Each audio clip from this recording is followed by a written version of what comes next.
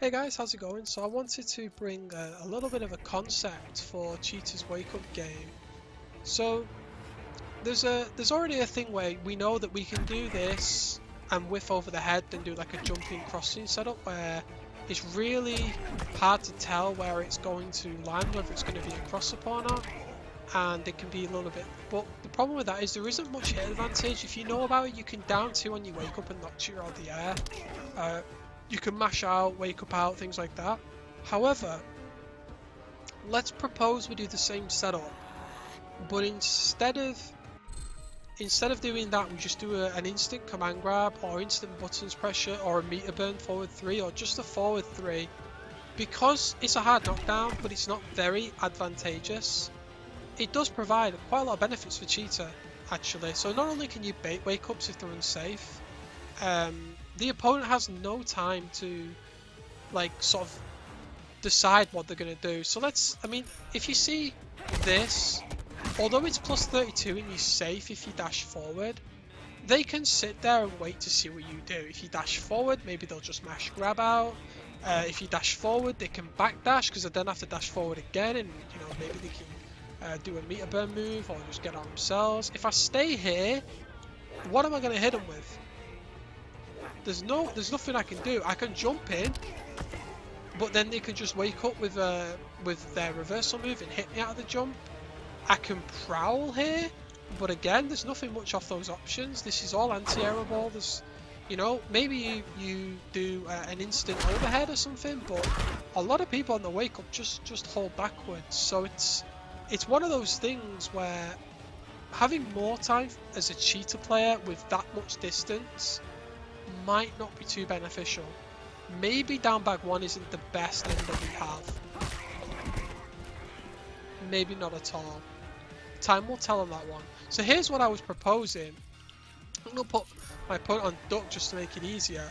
So let's say we've landed a command grab and we do this. I'm going to mash out the low command grab there. Can you see how fast that was a reset and connected to my opponent? Can you see how when you give your opponent no room to breathe, they either make a snap second decision on backdash, wake up buttons, wake up, just wake up, and it's in your favour as a Cheetah player. You don't have to push a button after that. You can just sit there. You can even just do back 2 if you wanted. You can do back if you think they're gonna mash just down 1 or something, or do something safe. You can do all sorts off of it because you're at that perfect spacing for Cheetah. You can even just meter them if you want with this. There's so many different things that you can do from that situation. Let's have another look at it, but with a setup. So it's a little bit tricky. I'm going to just avoid the jump one for now because it's not the easiest to land, and it's pointless for the video. But this with a little bit of a claw setup, and it's the exact same idea. You're at that spacing where you basically can just 50-50 grab them. Like, they can't avoid the grab unless they're jumping or mashing. And in the point where they are jumping or mashing, and let's say you're in rank, that they're just not looking to hold anything. It's at that point where the meter burn forward 3 comes out. And you just blow them up for it. Completely blow them up for it. I also like this one where you dash under. But can you see how this does nothing for Cheetah?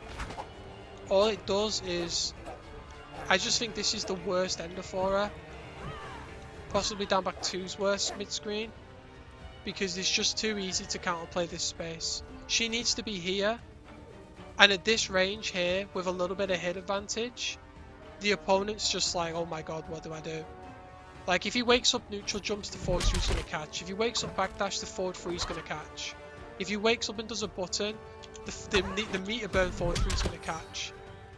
Obviously, dead shot and dark side, they'll go through the meter burn because they've got 2 hit and wake up attacks, but not every character has that. You could also just down 3. You've done all this, thinking to yourself, you know what, I'm just going to do down 3 here. Why not? Just add a bit of extra damage onto the table.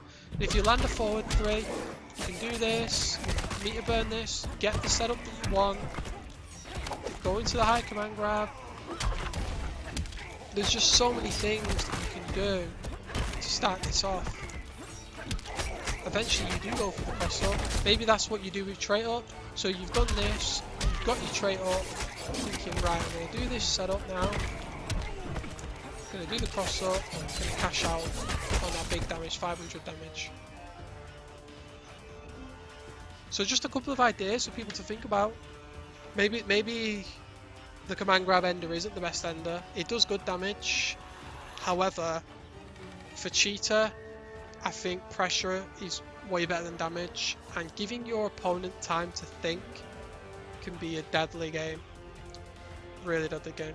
So I hope people found this useful. I hope people can understand what I'm trying to get at. This, again, this might be totally terrible, but I think this might be the best way to play it, personally. Just from a sort of mix-up game. The opponent just has to make a decision. They have to commit to that decision. If they commit wrong, it's in your favour. With the high command grab ender, the opponent has to... They can sort of bide their time on their decision. They've got a few extra sort of split seconds or so to think what you're doing, see if you're dashing up, seeing if you're jumping in, and then they can react accordingly. This one, no. You commit to backdash, you commit to wake up buttons, you commit to whatever, and if you do armored forward 3 to any of those commitments, too much damage. Cheetah does too much damage. Way too much damage off an armored forward 3. Look. This is just one armored forward 3. 1 bar. She does way too much damage. Alright guys, thanks for that, and I'll see you next time.